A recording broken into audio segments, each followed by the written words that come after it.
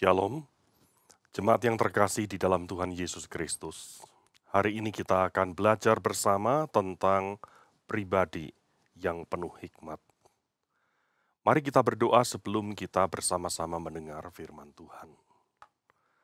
Bapa Surgawi, berkatilah waktu kami, supaya dimanapun kami sedang berada, firman-Mu berbicara kepada kami, membukakan kebenaran itu, menanamkan dalam hati kami, juga terlebih memberi pembaharuan dalam hidup kami. Oleh sebab itu ya Bapa, biarlah Roh Kudus daripadamu, yang menolong hamba-Mu dan menolong setiap kami dimanapun kami berada pada saat ini. Kami bersyukur, kami berdoa, di dalam nama Tuhan Yesus Kristus. Amin. Saudaraku yang terkasih, firman Tuhan saya kutip dari dua bagian firman Tuhan. Pertama dari Injil Matius pasal yang ke-10 ayat 16. Demikian firman Tuhan. Lihat, aku mengutus kamu seperti domba ke tengah-tengah serigala. Sebab itu hendaklah kamu cerdik seperti ular dan tulus seperti merpati. Bagian yang kedua kutipan kitab Amsal, pasal yang ke-9 ayat yang ke-10. Demikian firman Tuhan. Permulaan hikmat adalah takut akan Tuhan, dan mengenal Yang Maha Kudus adalah pengertian. Sampai demikian firman Tuhan, berbahagialah saudara yang mendengar, terlebih melakukannya. Saudaraku yang terkasih, bagaimanakah akan hidup kita pada saat ini? Kita berada di tengah peradaban manusia yang kian maju, tetapi sayang sekali kemajuan itu nampaknya berbanding terbalik dengan hubungan manusia terhadap Tuhan, juga hubungan manusia dengan sesamanya. Maksud saya, peradaban yang serba modern bahkan postmodern zaman now ini, belum tentu hidup kita baik di hadapan Tuhan, juga belum tentu hidup kita lebih baik di hadapan sesama kita. Di tengah situasi pandemi COVID-19 yang tak kunjung selesai, yang mempercepat akan perubahan itu dan saudara ada di tengah-tengah perubahan itu. Khususnya pada hari ini, kita renungkan bahwa sebetulnya hidup kita seperti domba di tengah kawanan serigala. Kita yang lemah, yang tak berdaya, di tengah sesuatu yang memiliki satu power yang luar biasa, yang berbeda dengan apa yang kita pikirkan dan apa yang kita harapkan. Saudaraku, dalam konteks saat ini, kita berada di tengah puncak pandemi, dan pada hari kemarin tembus lebih dari 34.000 orang yang terpapar per hari. Banyak orang yang semakin menderita karena efek beruntun, efek domino daripada pandemi itu. Oksigen semakin langka, obat-obat juga semakin langka, dan ketika barang itu makin sedikit jumlahnya, maka harga semakin menjulang tinggi. Dan kita melihat upaya mendapatkan vaksin. Ada beberapa yang malah terpapar karena antrian yang berjubel itu. Maunya mendapatkan kekebalan, tapi ada beberapa yang sayang sekali justru terpapar COVID-19. Saudaraku, efek pandemi ini, efek dominonya, mengarah ke area sosial ekonomi. Kita merasa hidup semakin sukar, mencari sesuap nasi betapa sukarnya pada saat ini. Ada orang-orang yang mengalami kesulitan dalam usaha atau diberhentikan dari pekerjaan. Efek sosial ekonomi dalam konteks Indonesia sangat berpotensi berkembang menjadi efek sosial politik pula, di mana ketidakpuasan terhadap keadaan itu memicu emosi amarah. Saudara-saudaraku yang terkasih, juga menimbulkan efek bagi dunia pendidikan, bukan? Betapa sulit murid-murid berinteraksi secara konkret dengan guru dan dengan teman, di mana interaksi itu tidak bisa tergantikan interaksi langsung dengan Zoom, dengan berbagai media yang lain, karena tidak ada personal touchment. Ditambah berbagai efek lain, dari efek pandemi yang kita sebut efek domino ini. Saudaraku, hari ini mari kita melihat suatu anomali. Banyak orang memiliki kepandaian, namun tidak memiliki hikmat. Mengapa, saudara? Sudut pandang kita pada hari ini, kita melihat human value, nilai manusiawi, itu tidaklah pernah sama dengan God's value. Apa itu human value? Human value adalah berasal dari mindset, pola pikir kita, bagaimana kita mengambil kesimpulan, menganalisa, memutuskan, memiliki kerangka berpikir, menentukan nilai hidup, apa yang berharga, apa yang tidak berharga, apa yang benar, apa yang tidak benar. Semua tersimpan dalam mindset kita yang kita nyatakan dalam pola hidup, di mana kita mengambil keputusan, kita melangkah berinteraksi dengan orang-orang yang ada di sekitar kita. Saudara-saudaraku, human value di tengah zaman yang serba modern ini, di mana Alkitab mengajarkan God is the center of everything. Allah adalah pusat daripada segala sesuatu, tetapi manusia menggesernya menjadi man is the center of everything. Dan disinilah ada suatu pergeseran, area prinsip kebenaran dan area nilai hidup, ketika semua berpusat pada diri manusia itu. Yang Alkitab mengatakan hakikat kita yang tercemar karena dosa.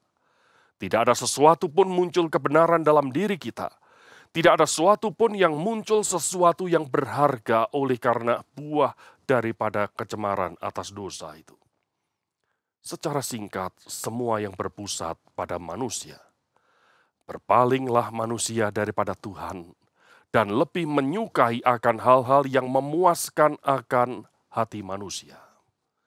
Akibat yang kita rasakan, apa yang baik di hadapan Allah dianggap buruk menurut manusia. Demikian juga sebaliknya, apa yang buruk di hadapan Allah, manusia berkata justru ini lebih baik. Karena apa? Memuaskan hati saya. Dan apa yang berharga di hadapan Allah, manusia tidak melihat itu sesuatu yang berharga. Manusia menganggapnya itu sampah. Sebaliknya, apa yang tidak ada harganya di hadapan Allah, manusia mengejar, mencari, menghabiskan mayoritas hidupnya untuk sesuatu yang sia-sia di mata Tuhan itu. Saudara-saudara, apa itu hikmat dan apa itu kepandaian? Nampaknya dua kata ini mirip tetapi memiliki pengertian yang ternyata berbeda. Kita coba analisa. Yang pertama, ada orang yang memiliki hikmat, tetapi sedikit kepandaian. Dia memiliki hikmat tetapi memiliki kepandaian yang tidak banyak. Barangkali ini dipresentasikan dalam hidup orang yang sederhana, tetapi mampu memahami dan menikmati makna hidup ini.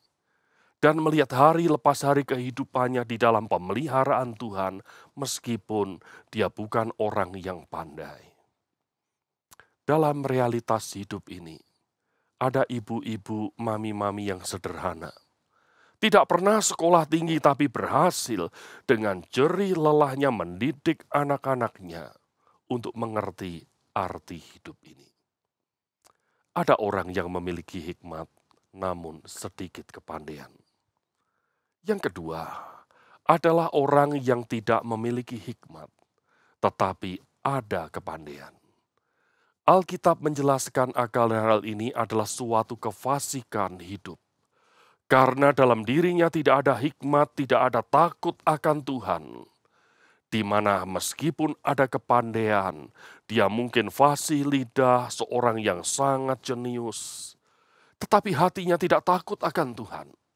Menghasilkan hidup tidak ada hikmat meskipun memiliki kepandaian. Dunia ini penuh dengan segala kefasikan dari buah peradaban manusia yang muaranya hanya berasal dari kepandaian manusia tetapi tanpa hikmat. Yang ketiga, saudara, tidak ada hikmat, juga tidak ada kepandaian. Alkitab berkata orang yang bebal tidak pernah peduli apa yang benar, apa yang salah. Dan orang bebal berkata dalam hatinya, tidak ada Allah. Saudaraku, orang yang keempat, ini orang yang berbahagia. Dia memiliki hikmat, tetapi juga memiliki kepandaian. Hidup yang terintegrasi, hikmat dan kepandaian, sehingga dalam perjalanan hidupnya dia efektif dipakai menjadi seorang pelayan Tuhan. Saudaraku yang terkasih, apakah orang yang keempat ini adalah orang yang sempurna? Oh, sama sekali tidak. Alkitab berbicara tentang kehidupan orang-orang yang dipakainya.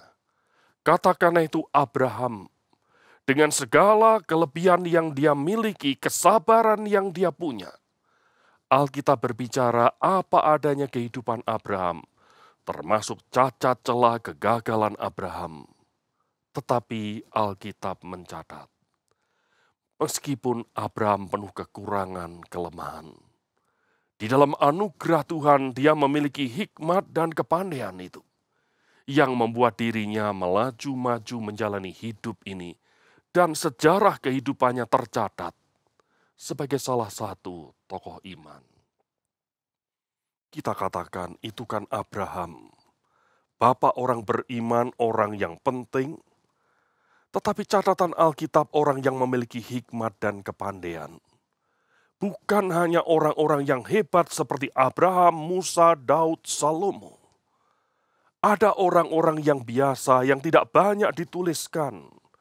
Dan anehnya dalam salah satu kesaksian penulis kitab Ibrani, dalam Ibrani pasal 11 tentang tokoh-tokoh iman, dicatat seorang yang bernama Rahab. Siapakah Rahab? Dia tidak punya kepandaian yang banyak. Dia seorang yang maafkan hidupnya memiliki masa lalu yang kelam. Hidup dalam perjinahan setiap hari dari hari-hari kehidupannya. Alkitab jelas mencatat dia seorang perempuan sundal. Seorang pelacur, seorang yang tidak memiliki status sosial yang baik. Tetapi ketika dia mendengar anugerah Tuhan, tentang Allah yang memberikan kasih dan pengampunan, maka dia berubah hidupnya dan dia menolong dua pengintai itu untuk meloloskan diri. Alkitab tidak bicara banyak tentang orang ini. Tetapi tidak ada orang yang kecil di mata Tuhan. Anugerah Tuhan yang luar biasa memberikan dia hikmat dan kepandaian dalam kapasitasnya. Sehingga penulis kitab Ibrani mencatat hidup yang efektif di dalam suatu sejarah kerajaan Allah yang dinyatakan kepada kita semua. Saudaraku, apa panggilan Tuhan kepada kita pada hari ini? Marilah saudara kita memiliki hidup dengan arah yang benar. Arah yang benar bagaimana? Menurut Tuhan. Simple ajaran Tuhan Yesus hari ini. Mari kita menjadi cerdik seperti ular dan tulus seperti merpati. Apakah yang dimaksud dengan kalimat menjadi cerdik seperti ular dan tulus seperti merpati? Tentu kita melihat kata dan yang dipakai adalah dua aspek terintegrasi yang menyatu. Bukan kita hanya cerdik seperti ular, maka kita akan menjadi orang kalau cerdik seperti ular dan tidak memiliki ketulusan. Menjadi orang yang sangat berbahaya dan mematikan orang sekitarnya, bukan? Demikian juga kalau kita hanya tulus seperti merpati, tetapi tidak memiliki kecerdikan, maka kita akan menjadi orang yang sama sekali tidak memiliki dinamika, meskipun kata orang banyak kita orang baik. Alkitab mengajarkan melalui perkataan Tuhan Yesus Kristus, hendaklah engkau cerdik seperti ular dan tulus seperti merpati. Dua aspek yang menyatu, yang digambarkan dari metafora ular binatang yang buas, yang dipakai sebagai suatu simbol yang mematikan. Dan ada suatu kontras metafora perumpamaan ini. Sisi aspek yang kedua adalah tulus seperti merpati, binatang yang jinak, yang sering dipakai suatu simbol ketulusan dan kedamaian. Saudara-saudaraku, apakah maksudnya? Ternyata bagian ini mengajak saudara dan saya untuk kita memiliki hikmat. Karena hikmat adalah buah dari pengenalan kita pribadi dengan Tuhan. Orang yang memiliki pengenalan pribadi di dalam Tuhan Yesus Kristus, yang sudah dilahirkan kembali, yang mengalami akan hadirat Tuhan di dalam kehidupannya, maka dia akan memiliki hikmat, yaitu buah pengenalan akan Tuhan, untuk dia memiliki suatu integrasi antara kepandaian dan ketulusan. Sehingga orang yang sudah diperbarui oleh Tuhan, ketika berpikir, ketika menilai, ketika bertindak, maka bukannya aku lagi tetapi Kristus yang hidup di dalam aku. Dia bertindak, menilai, mengambil keputusan berdasarkan apa yang Tuhan suka. Maka orang yang memiliki pengenalan akan Tuhan, buah daripada hikmat itu, ada kasih, ada pengampunan, ada suatu motivasi yang menggebu-gebu, di mana apa kelebihan yang dia punya bukan untuk dirinya lagi, tetapi bagaimana titipan yang bernilai itu menjadi berkat dan nama Tuhan itu dipermuliakan. Saudaraku, pada pagi ini secara singkat kita renungkan apa yang menjadi langkah konkret di dalam konteks zaman hari ini. Saya mengambil suatu akronim singkatan ABCDE sebagai langkah konkret kita. A-nya itu adalah aktif.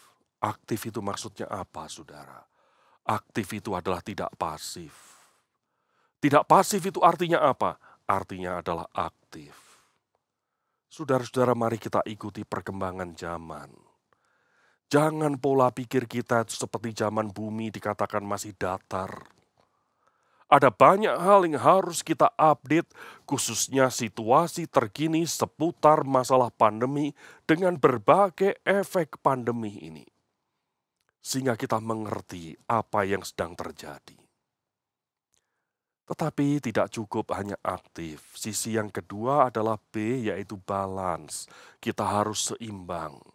Seimbang bagaimana? Kita berpegang pada prinsip-prinsip kebenaran firman Tuhan dan menjadi pelaku firman dalam konteks zaman yang sangat berat ini. Sungguh tidak gampang. Bagaimana menjadi berkat di tengah situasi yang seperti ini? Bagaimana kita menerapkan apa yang Kristus ajarkan? Jikalau engkau punya 2 baju, engkau melihat satu saudaramu yang tidak punya baju itu, berikan yang satu itu. Kita melihat saudara-saudara kita yang berkekurangan. Kita melihat saudara-saudara kita yang kesulitan dalam menghadapi kehidupan ini. Apakah kita memiliki balance dari apa yang kita sebut aktivitas kita dengan balance dengan sudut pandang firman Tuhan untuk kita menjadi pelaku firman? Sisi yang C adalah komunikatif. Komunikatif bagaimana? Mari kita memberikan informasi, sumber yang benar, sumber yang membangun optimis. Melihat tantangan itu di balik tantangan bagaimana peluang yang muncul. Sehingga orang-orang yang berkomunikasi dengan kita bukan menjadi letih lesu dan lemah semangatnya. Saudaraku, oleh sebab itu, jangan kita ikutan menebar, apalagi kita merancang suatu berita yang tak jelas juntrungnya, yang kita sebut dengan hoax, yang tidak pernah membangun, yang hanya menebar pesimisme, menebar kefrustasian menghadapi hidup ini. Dan kita perlu optimis oleh karena apa? Karena Tuhan itu turut bekerja dalam segala sesuatu. Di dalam peristiwa demi peristiwa dalam kehidupan kita, dalam sehari lepas sehari yang kita jalani di masa pandemi yang tidak gampang ini. Kita perlu mengkomunikasikan bagaimana kita kuat, bukan karena kita bermegah, kita hebat, tapi bagaimana Tuhan membuka jalan, melangkah demi selangkah untuk menyongsong hari-hari kita yang tidak gampang ini. Sisi yang D, saudaraku, adalah dinamik. Dinamik itu artinya bergerak secara dinamis, dengan menunjukkan perkembangan sebagai suatu gereja yang hadir di tengah masyarakat, sebagai suatu gereja yang betul-betul hadir menjadi berkat, saudara. Saudara-saudara, dinamika kita bergereja sebagai orang Kristen bukanlah sekedar dinamika yang sifatnya vertikal. Kita membangun ibadah dengan berbagai hal yang kita sebut kita sedang memuliakan nama Tuhan. Tetapi nampaknya bukan hanya di situ. Gereja dipanggil untuk hadir di tengah kemajemukan, di tengah berbagai pergumulan zaman ini. Sehingga gereja menjadi tumbuh kembang, menjadi suatu dinamika yang ikut memberikan warna yang baik di tengah geliat kita untuk mengatasi pandemi COVID-19 ini. Sisi yang kelima adalah sisi E, yaitu evangelical. Kabarkan berita Injil itu. Bukan lewat mulut bibir saja, tapi lewat bukti nyata bahwa saudara dan saya menjadi berkat dimanapun orang mengenal kita. Dengan orang yang berbeda pandangan, dengan orang-orang yang berbeda barangkali pendapatnya.